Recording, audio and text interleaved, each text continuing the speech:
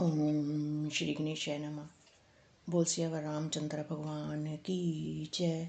मास प्रायण 25वां विश्राम। रावण ने कहा, अरे मूर्ख सुन, मैं वही बलवान रावण हूँ जिसकी भुजाओं की लीला करामात कैलाश पर्वत जानता है, जिसकी शूरता उमापति महादेव जी जानते हैं, जिन्हें अपने सिर रूपी पुष्प चढ़ा चढ़ाकर मैंने पूजा था। सिर रूपी कमलों को अपने हाथों से उतार उतार कर मैंने अगणित बार त्रिपुरारी शिवजी की पूजा की है। अरे मूर्ख, मेरी भुजाओं का पराक्रम दिक्पाल जानते हैं, जिनके हृदय में वह आज भी चुभ रहा है।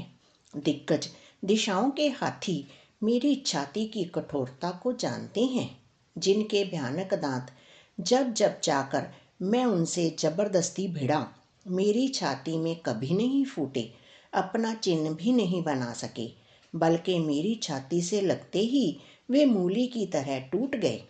जिसके चलते समय पृथ्वी इस प्रकार हिलती है जैसे मतवाले हाथी के चढ़ते समय छोटी नाव। मैं वही जगत प्रसिद्ध प्रतापी रावण हूँ। अरे झूठी बकवाद करने वाले, क्या तूने मुझको कानों से कभी नहीं सुना? ओ सम्हान प्रतापी और जगत प्रसिद्ध रावण को तू छोटा कहता है और मनुष्य की बड़ाई करता है। अरे दुष्ट असभ्य तुच्छ बंदर, अब मैंने तेरा ज्ञान जान लिया। रावण के ये वचन सुनकर अंगद क्रोध सहित वचन बोले, अरे नीच अभिमानी, संभाल कर सोच समझ कर बोल। जिनका फरसा सहस्त्र बाहु की भुजाओं रूपी अपार वन को चलाने के लिए अग्नि के समान था, जिनके फरसा रूपी समुन्दर की तीव्र धारा में अनगिनत राजा अनेकों बार डूब गए, उन परशुराम जी का गर्व जिन्हें देखते ही भाग गया। अरे अभागे 10 शीश वे मनुष्य क्यों कर हैं? क्यों रे मूर्ख उदंड, श्री राम जी मनुष्य हैं? कामदेव भी क्या धनुर्धारी है और गंगा जी क्या नदी है? कामधेनु क्या पशु है और कल्प वृक्ष क्या पेड़ है? अन्न भी क्या दान है और अमृत क्या रस है? गरुड़ जी क्या पक्षी हैं? शेष जी क्या सरप हैं? अरे रावण, चिंतामणि भी क्या पत्थर है? अरे ओ मूर्ख सुन, वैकुंठ भी क्या लोक है और रघुनाथ जी की अखंड भक्ति क्या और लाभों जैसा ही लाभ है? सेना समेत तेरा मान मत कर अशोक वन को उजाड़ कर, नगर को जलाकर और तेरे पुत्र को मार कर जो लौट गए, तो उनका कुछ भी ना बिगाड़ सका। क्यों रे दुष्ट, वे हनुमान जी क्या वानर हैं? अरे रावण, चतुराई कपट छोड़कर सुन, कृपा के समुंदर श्री रघुनाथ जी का तू भजन क्यों नहीं करता? अरे दुष्ट, यदि तू श्री राम जी का वैरी हुआ तो तुझे ब्रह्मा और रुद्र भी नहीं बचा सकेंगे।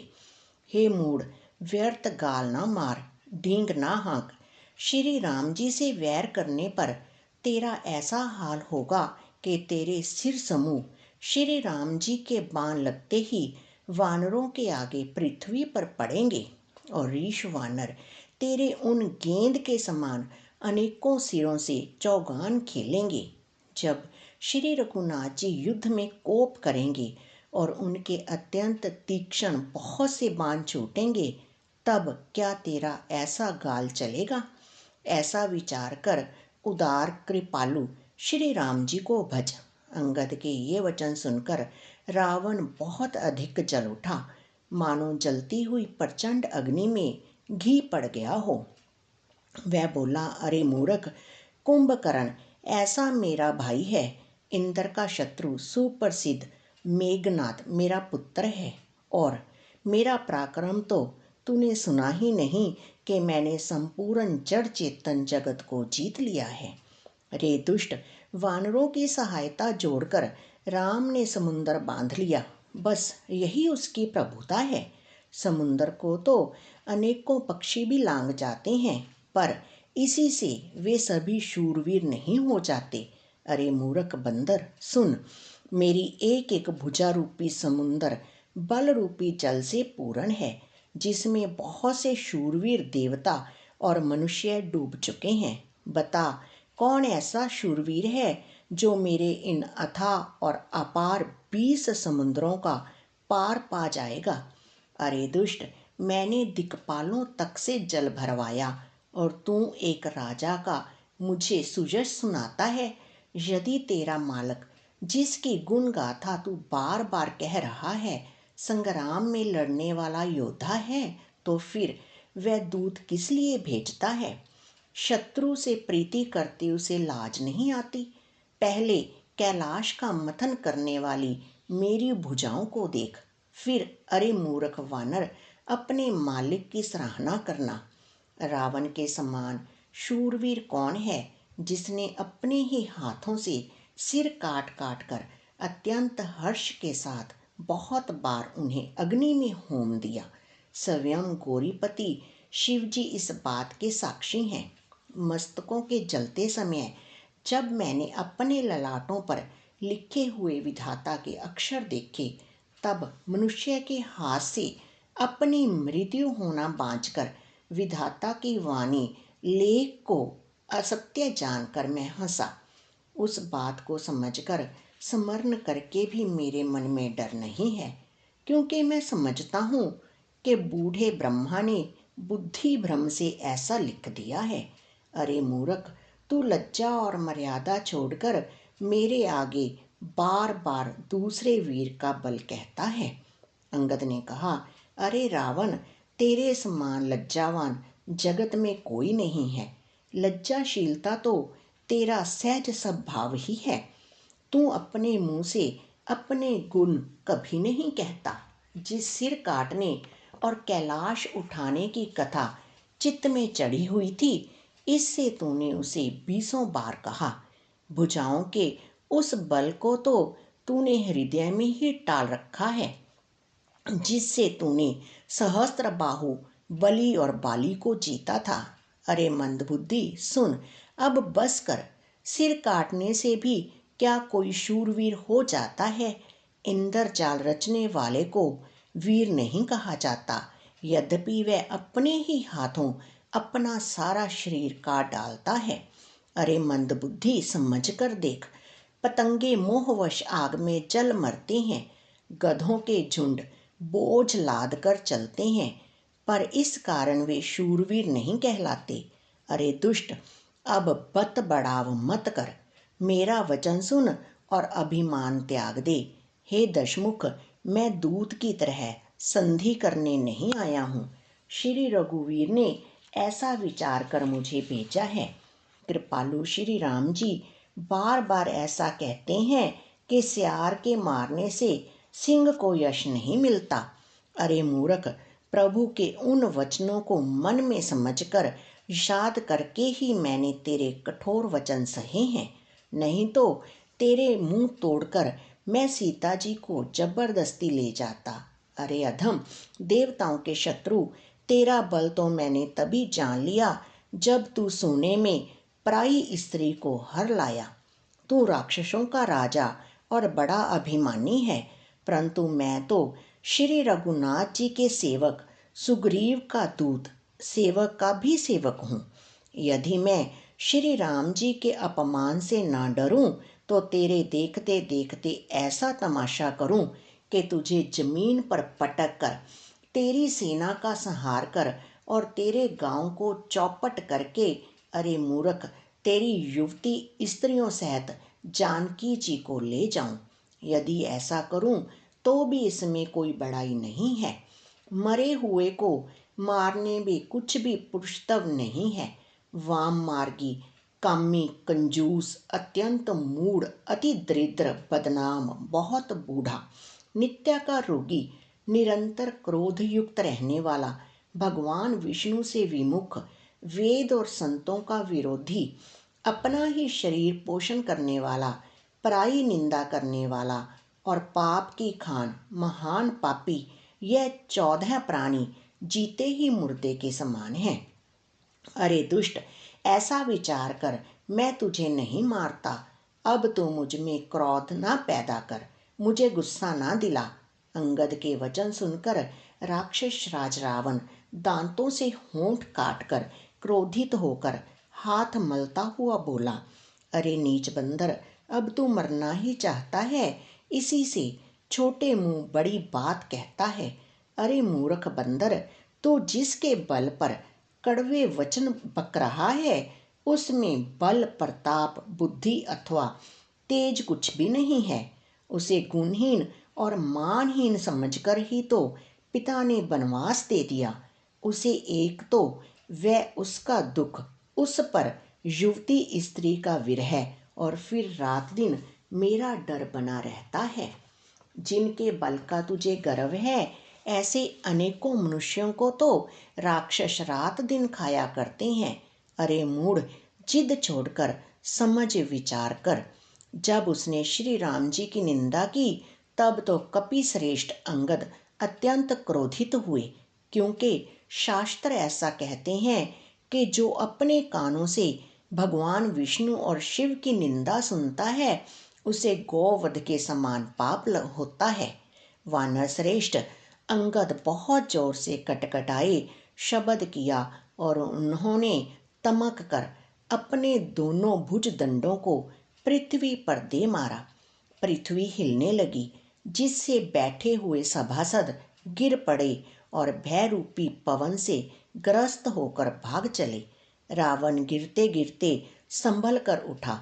उसके अत्यंत सुंदर मुकुट पृथ्वी पर गिर पड़े।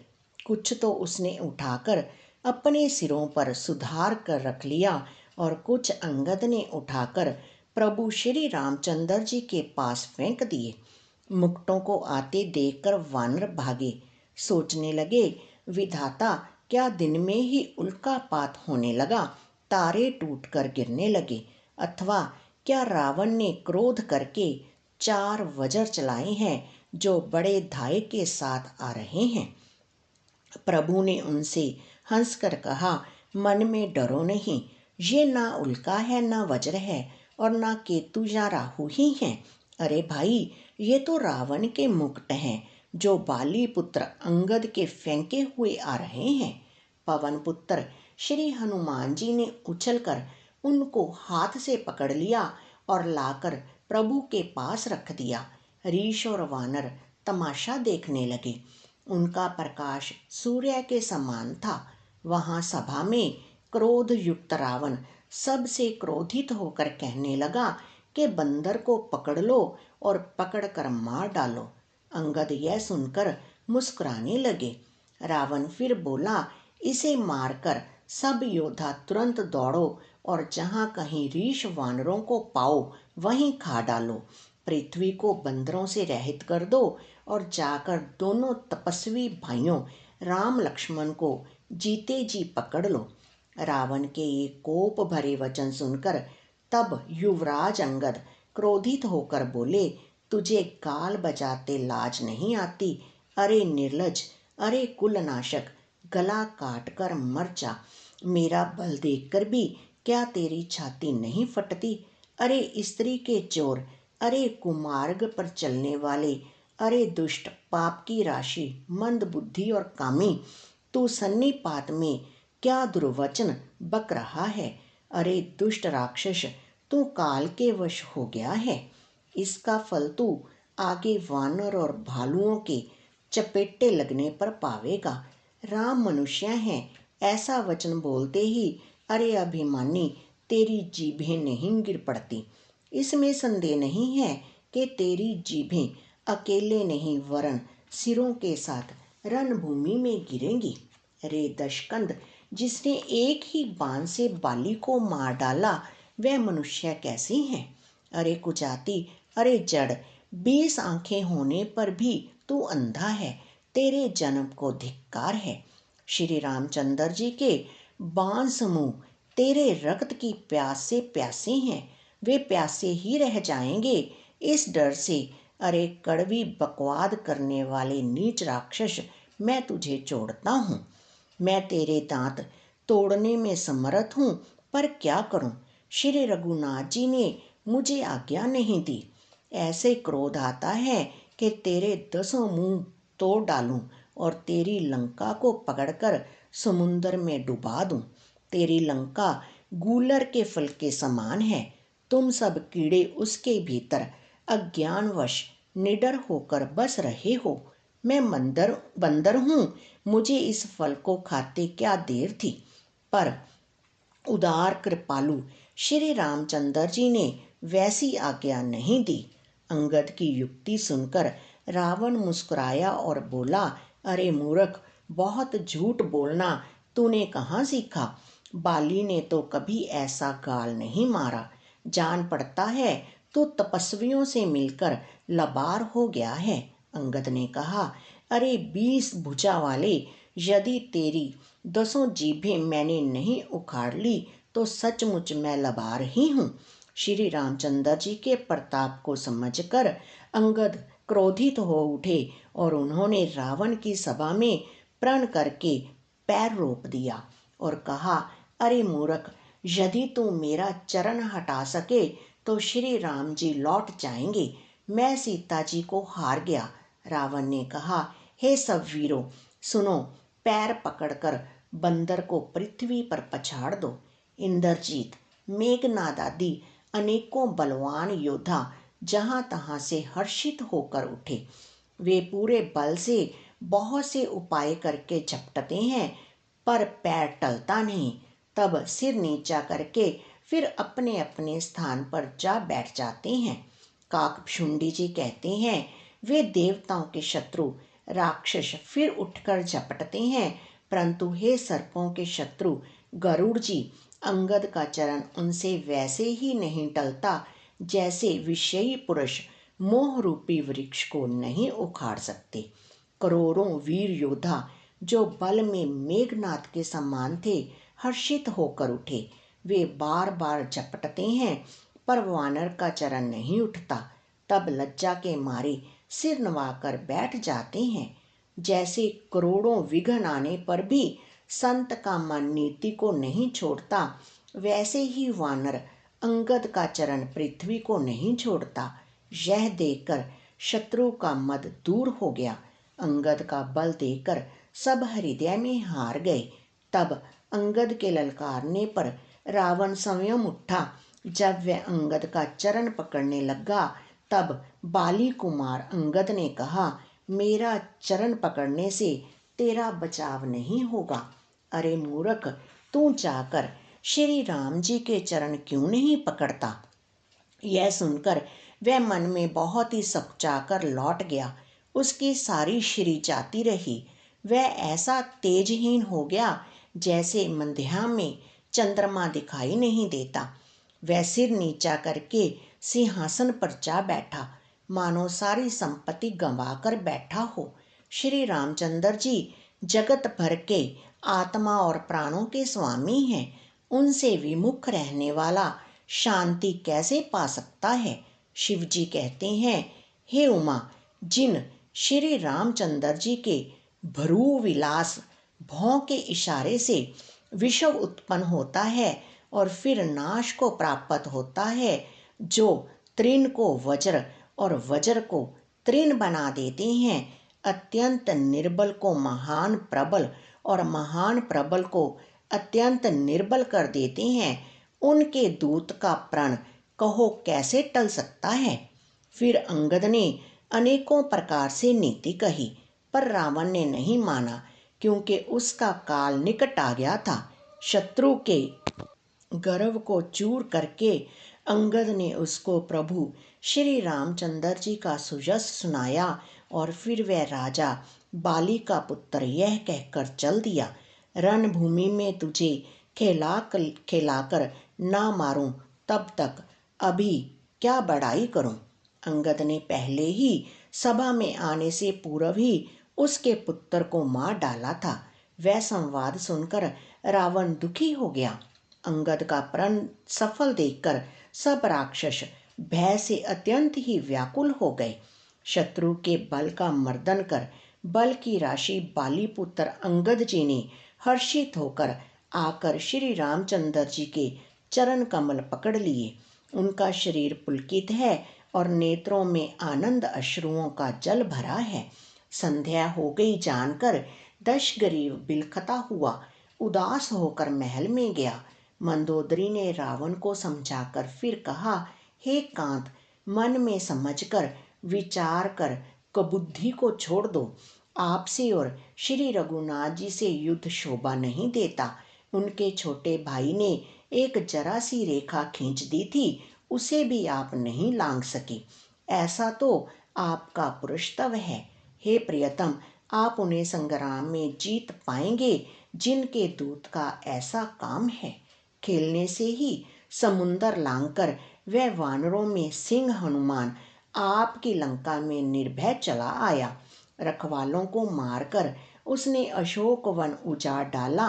आपके देखते देखते उसने अक्षय कुमार को मार डाला और संपूर्ण नगर को जलाकर राख कर दिया। उस समय आपके बल का गर्व कहाँ चला गया था। अब हे स्वामी, झूठ गाल ना मारिए, डींग ना हाँकिए। मेरे कहने पर हृदय में कुछ विचार कीजिए। हे पति, आप श्री रघुपति को निरा राजा मत समझिए, बल्कि चराचर के स्वामी और अतुलनीय बलवान जानिए। श्री राम जी के बाण का प्रताप तो नीच मारीच भी जानता था, परंतु आपने उसका कहना भी नहीं माना।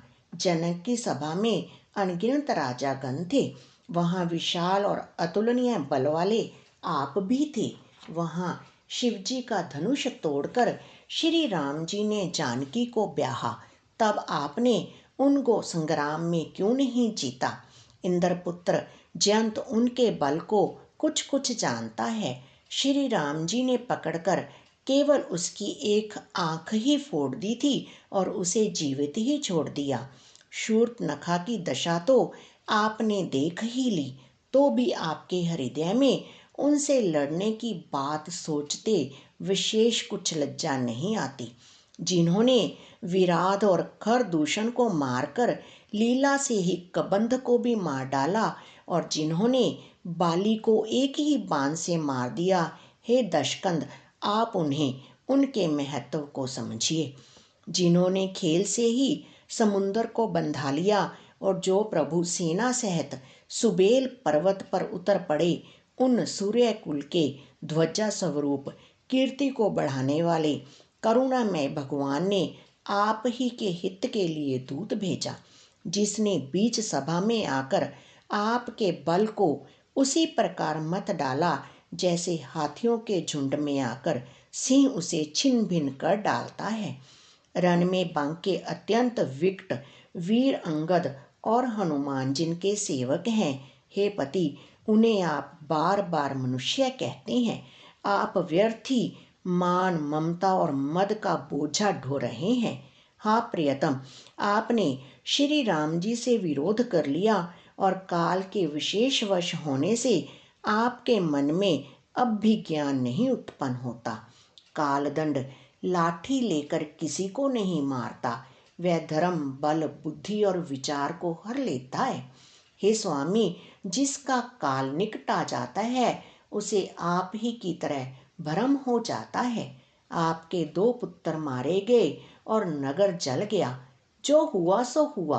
हे प्रियतम, अब भी इस भूल की पूर्ति कर दीजिए।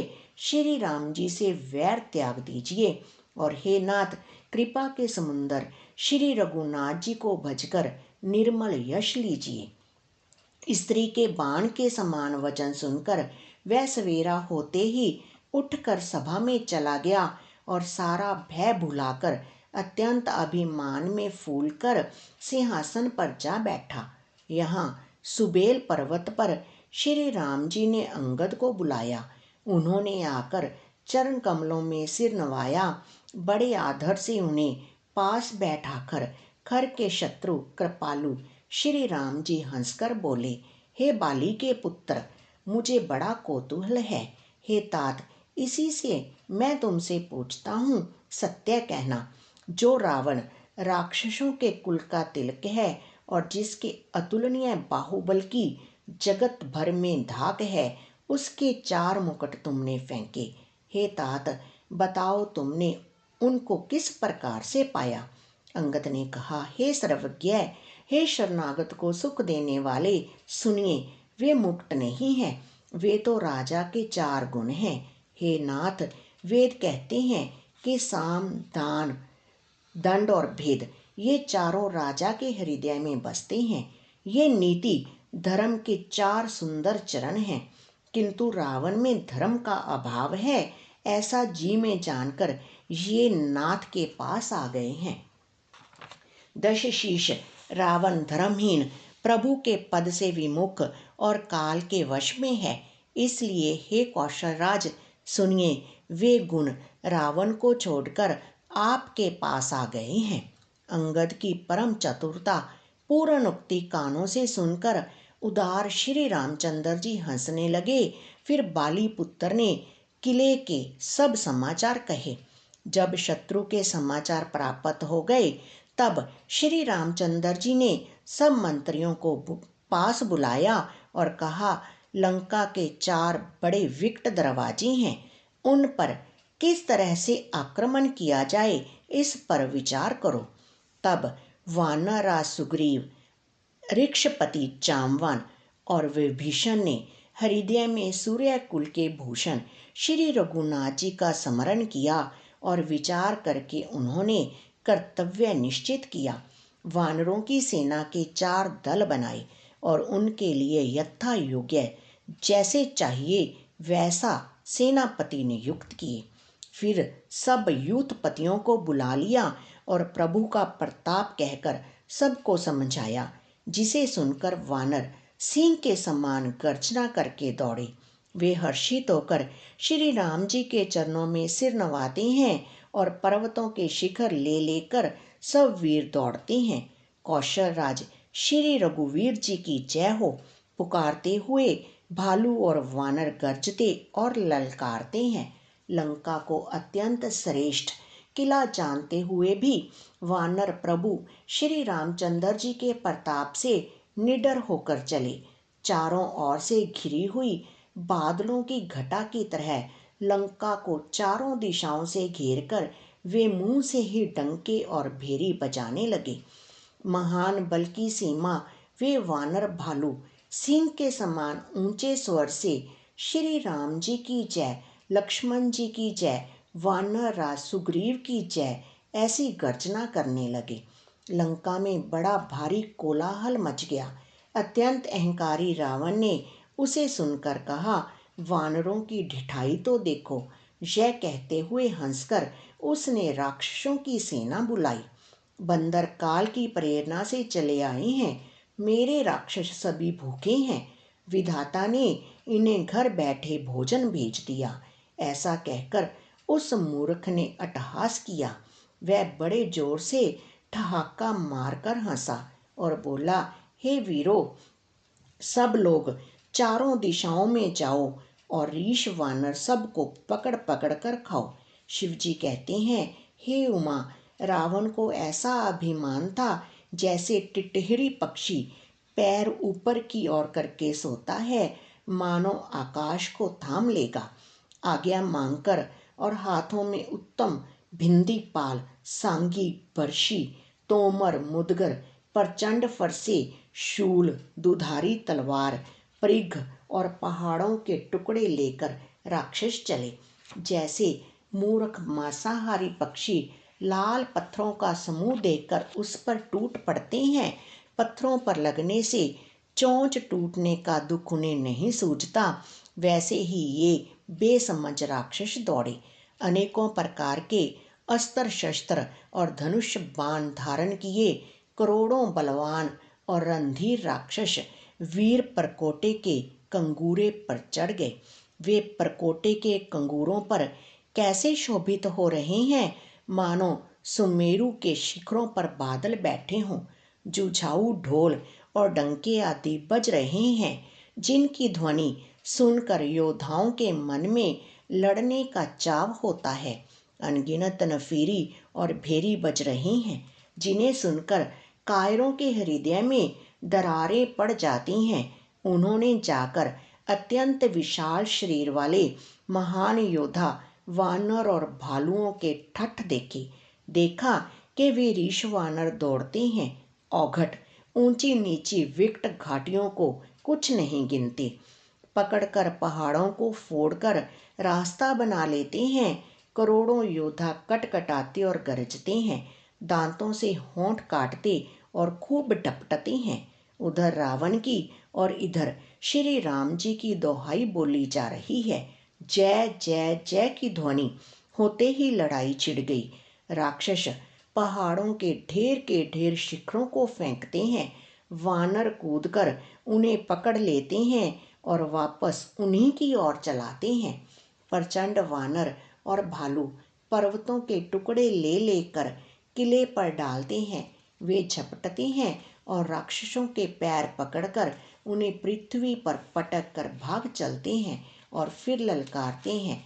बहुत ही चंचल और बड़े तेजस्वी वानर भालू बड़ी फुर्ती से उछलकर किले पर चढ़ चढ़ कर गए और जहाँ तहाँ महलों में घुसकर श्री राम जी का यश गाने लगे। फिर एक एक राक्षस को पकड़कर वे वानर भाग चले। ऊपर आप और नीचे राक्षस योद्धा, इस प्रकार वे किले पर से धरती पर आ गिरते हैं। श्री राम जी के प्रताप से प्रबल वानरों के झुंड राक्षस योद्धाओं के समूह योद्धाओं को मसल रहे हैं। वानर फिर जहां तहां किले पर चढ़ गए और प्रताप में सूर्य के समान श्री रघुवीर की जय बोलने लगे। राक्षसों के झुंड वैसे ही भाग चले जैसे जोर की हवा चलने पर बादलों के समूह तितर बितर हो जाते हैं। लंका नगरी में बड़ा भारी हाहाकार मच गया। बालक, स्त्रियां और रोगी असमर्थता के कारण रोने लगे। सब मिलकर रावण को गालियां देने लगे कि राज्य करते हुए इसने मृत्यु को बुला लिया। रावण ने जब अपनी सेना का विचलित होना सुना तब भागते हुए योद्धाओं को लौटाकर वह क्रोधित होकर बोला, मैं जिसे रण से पीठ देखकर भागा हुआ अपने कानों से सुनूंगा, उसे स्वयं भयानक दुधारी तलवार से मारूंगा। मेरा सब कुछ खाया, भांति भांति के भोग किए और अब रणभूमि में प्राण प्यारे हो गए। रावण के उग्र वचन सुनकर सब वीर डर गए और लज्जित होकर क्रोध करके युद्ध के लिए लौट चले।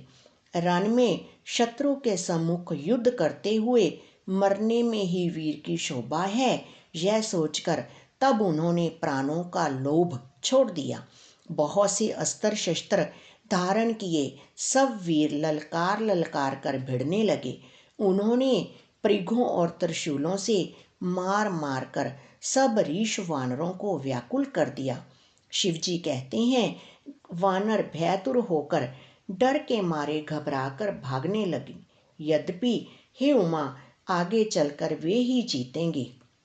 कोई कहता है, अंगद हनुमान कहाँ हैं? बलवान नल नील और द्विविद कहाँ हैं? हनुमान जी ने जब अपने दल को विकल भयभीत हुआ सुना, उस समय वे बलवान पश्चिम द्वार पर थे। वहां उनसे मेघनाद युद्ध कर रहा था। वह द्वार टूटता ना था, बड़ी भारी कठिनाई हो रही थी। तब पवन पुत्र हनुमान जी के मन में बड़ा भारी क्रोध हुआ। वे काल के समान योद्धा बड़े जोर से गरजे और कूदकर लंका के किले पर आ गए और पहाड़ लेकर मेघनाद की ओर दौड़े। रथ तोड़ डाला, सारथी को मार गिराया और मेघनाद की छाती में लात मारी। दूसरा सारथी मेघनाद को व्याकुल जानकर उसे रथ में डालकर तुरंत घर ले आया। इधर अंगद ने सुना कि पवन पुत्र हनुमान किले पर अकेले ही गए हैं, तो रण में बांके बाली पुत्र वानर के खेल की तरह उछलकर किले पर चढ़ गए। युद्ध में शत्रुओं के विरुद्ध दोनों वानर क्रुद्ध हो गए। हृदय में श्री राम जी के प्रताप का स्मरण करके दोनों दौड़कर रावण के महल पर जा चढ़े और कौशल राज श्री राम जी की दुहाई बोलने लगे। उन्होंने कलश सहित महल को पकड़कर ढा दिया। यह देखकर राक्षस राज रावण डर गया। सब स्त्रियां हाथों से छाती पीटने लगी और कहने लगी, अब की बार दो उत्पाती वानर एक साथ आ गए। वानर लीला करके घुड़की देकर दोनों उनको डराते हैं और श्री रामचंद्र जी का सुंदर यश सुनाते हैं। फिर सोने के खंभों को हाथों से पकड़कर उन्होंने परस्पर कहा कि अब उत्पात आरंभ किया जाए। वे गरजकर शत्रु की सेना के बीच में कूद पड़े और अपने भारी भुजबल से उसका मर्दन करने लगे। किसी की लात से और किसी की थप्पड़ से खबर लेते हैं और कहते हैं कि तुम श्री राम जी को नहीं भजते, उसका यह फल लो। एक को दूसरे से रगड़कर मसल डालते हैं और सिरों को तोड़कर फेंकते हैं। वे सिर जाकर रावण के सामने गिरते हैं और ऐसे फूटते हैं मानो दही के कुंडे फूट रहे हों। जिन बड़े बड़े मुखियों प्रधान सेनापतियों को पकड़ पाते हैं, उनके पैर पकड़कर उन्हें प्रभु के पास फेंक देते हैं।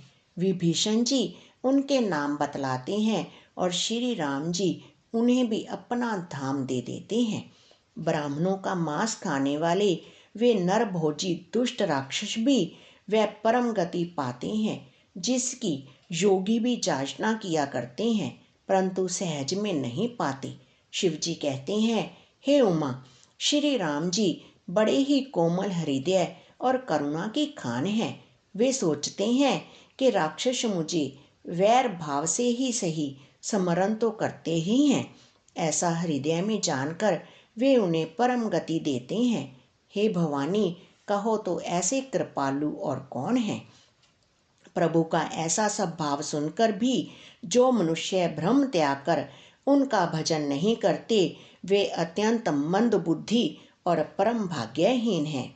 श्री राम जी ने कहा कि अंगद और हनुमान किले में घुस गए हैं। दोनों वानर लंका में विध्वंस करते कैसे शोभा देते हैं, जैसे दो मंदराचल समुंदर को मथ रहे हों। भुजाओं के बल से शत्रु की सेना को कुचलकर और मसलकर फिर दिन का अंत होता देखकर हनुमान और अंगद दोनों कूद पड़े और श्रम थकावट रहित होकर वहां आ गए जहां भगवान श्री राम जी थे। उन्होंने प्रभु के चरण कमलों में सिर नवाए। उत्तम योद्धाओं को देखकर श्री रघुनाथ जी मन में बहुत प्रसन्न हुए। श्री राम जी ने कृपा करके दोनों को देखा, जिससे वे श्रम रहित और परम सुखी हो गए। अंगद और हनुमान को गए जानकर सभी भालू और वानर वीर लौट पड़े। राक्षसों ने परदोष काल का बल पाकर रावण की दुहाई देते हुए वानरों पर धावा किया। राक्षसों की सेना आती देखकर वानर लौट पड़े और वे योद्धा जहां तहां कटकटाकर भिड़ गए। दोनों ही दल बड़े बलवान हैं। योद्धा ललकार ललकार कर लड़ते हैं, कोई हार नहीं मानते। सभी राक्षस महान वीर और अत्यंत काले हैं और वानर विशाल काय तथा अनेकों रंगों के हैं। दोनों ही दल बलवान हैं और समान बल वाले योद्धा हैं। वे क्रोध करके लड़ते हैं और खेल करते हैं। राक्षस और वानर युद्ध करते हुए ऐसे जान पड़ते हैं मानो क्रमश वर्षा और शरद ऋतु के बहुत से बादल पवन से प्रेरित होकर लड़ रहे हों। अकंपन और अतिकाय इन सेनापतियों ने अपनी सेना को विचलित होते देखकर माया की।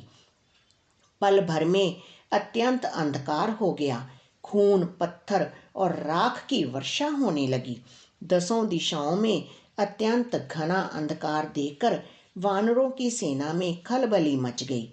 एक को एक दूसरा नहीं देख सकता और सब जहां तहां पुकार कर रहे हैं। श्री रघुनाथ जी सब रहस्य जान गए। उन्होंने अंगद और हनुमान को बुला लिया और सब समाचार कहकर समझाया। सुनते ही वे दोनों कपिश्रेष्ठ क्रोध करके दौड़े। फिर कृपालु श्री राम जी ने हंसकर धनुष चढ़ाया और तुरंत ही अग्नि बाण चलाया, जिससे प्रकाश हो गया, कहीं अंधेरा नहीं रह गया। जैसे ज्ञान के उदय होने पर सब प्रकार के संदेह दूर हो जाते हैं, भालू और वानर प्रकाश पाकर श्रम और भय से रहित तथा प्रसन्न होकर दौड़े। हनुमान और अंगद रण में गरज उठे। उनकी हाँक सुनते ही राक्षस भाग छूटे। भागते हुए राक्षस योद्धाओं को वानर और भालू पकड़कर पृथ्वी पर दे मारते हैं और अद्भुत आश्चर्यजनक करने करते हैं। युद्ध कौशल दिखलाते हैं। पैर पकड़कर उन्हें समुंदर में डाल देते हैं। वहाँ मगर, सांप और मच्छ उन्हें पकड़ पकड़ कर खा डालते हैं। कुछ मारे गए, कुछ घायल हुए, कुछ भागकर गढ़ पर चढ़ गए। अपने बल से शत्रु दल को विचलित करके रीछ और वानर वीर गर्ज रहे हैं। रात हुई जानकर वानरों को चारों सेनाएं टुकड़ियां वहां आई जहां कौशलपति श्री राम जी थे। श्री राम जी ने ज्यों ही सबको कृपा करके देखा, त्यों ही ये बानर श्रम रहित हो गए। वहां लंका में रावण ने मंत्रियों को बुलाया और जो योद्धा मारे गए थे उन सबको सबसे बताया। उसने कहा, वानरों ने आधी सेना का संहार कर दिया। अब शीघ्र बताओ क्या विचार करना चाहिए। माल्यवंत नाम का एक अत्यंत बूढ़ा राक्षस था। वह रावण की माता का पिता अर्थात उसका नाना और श्रेष्ठ मंत्री था। वह अत्यंत पवित्र नीति के वचन बोला, हे तात, कुछ मेरी सीख भी सुनो। जब से तुम सीता को हर लाए हो तब से इतने अपशकुन हो रहे हैं कि जो वर्णन नहीं किए जा सकते। वेद पुराणों ने जिनका यश गाया है उन श्री राम से विमुख होकर किसी ने सुख नहीं पाया।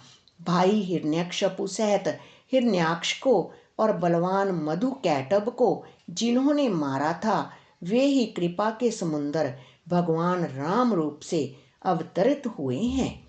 मास प्रायण 25वां विश्राम। लंका कांड का दूसरा भाग यहीं समाप्त होता है। इसके पहले और दूसरे भाग की प्लेलिस्ट डाल दी जाएगी, आपको सुनना इजी हो जाएगा। लेकिन तब तक आप हमारे चैनल को सब्सक्राइब करें, शेयर करें, लाइक करें, ताकि आपका और हमारा प्यार ऐसे ही बना रहे। तब तक के लिए सबको जय सिया राम।